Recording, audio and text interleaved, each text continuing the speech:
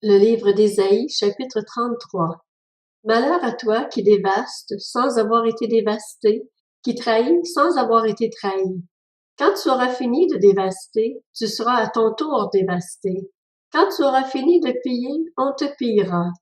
Éternel, fais preuve de grâce envers nous. Nous comptons sur toi. Sois notre force chaque matin et notre salut lorsque nous sommes dans la détresse. Quand ta voix retentit, les peuples fuient. Quand tu te lèves, les nations se dispersent. On rafle votre butin comme le feraient des sauterelles. On se précipite dessus comme des criquets. L'Éternel domine tout, car il a sa résidence en haut. Il remplit Sion de droit et de justice.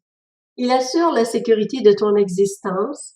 Il te fournit en abondance le salut, la sagesse et la connaissance. La crainte de l'Éternel, tel est le trésor de Sion.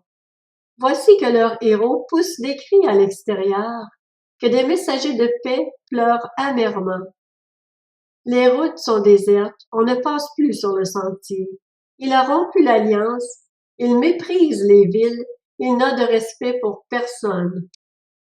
Le pays est dans le deuil, dans la tristesse.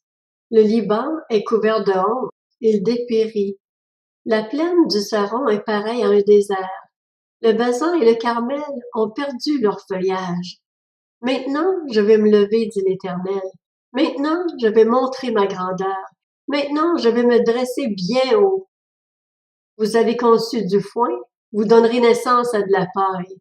Votre souffle est un feu qui vous dévorera. Les peuples seront brûlés à la chaux. Ils seront comme des ronces coupées, livrées aux flammes. Vous qui êtes loin, écoutez ce que j'ai fait. Vous qui êtes près, reconnaissez ma puissance. Les pécheurs sont effrayés dans Sion. Un tremblement s'empare des hommes sacrilèges. Qui de nous pourra tenir un instant près d'un feu dévorant? Qui de nous pourra résister un seul instant près des flammes éternelles? C'est celui qui se conforme à la justice et parle avec droiture, qui rejette un gain obtenu par extorsion, qui secoue les mains pour refuser un pot de vin, qui se bouche l'oreille pour ne pas entendre parler de meurtre, et qui se bande les yeux pour ne pas voir le mal. Celui-là aura pour résidence des endroits élevés, et des rochers escarpés lui serviront de forteresse. Du pain lui sera fourni, de l'eau lui sera assurée.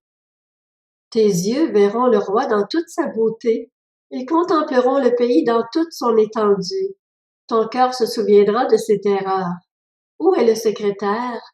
Où est le trésorier? Où est celui qui inspectait les tours?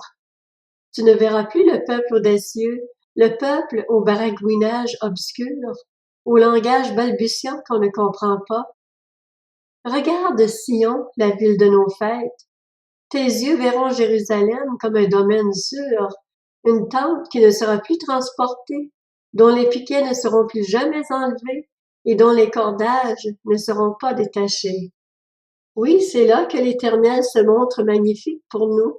Il nous tient lieu de fleuves et de larges rivières, où aucun bateau ne circule, où aucun grand navire ne passe. En effet, l'Éternel est notre juge, l'Éternel est notre législateur, l'Éternel est notre roi, c'est lui qui nous sauve. Tes cordages sont relâchés, ils ne maintiennent plus le mât, ils ne tendent plus les voiles. Alors on partage le produit d'un immense butin. Même les boiteux prennent part au pillage. Aucun de ceux qui résident là ne dit « je suis malade ». Le peuple qui habite Jérusalem reçoit le pardon de sa faute.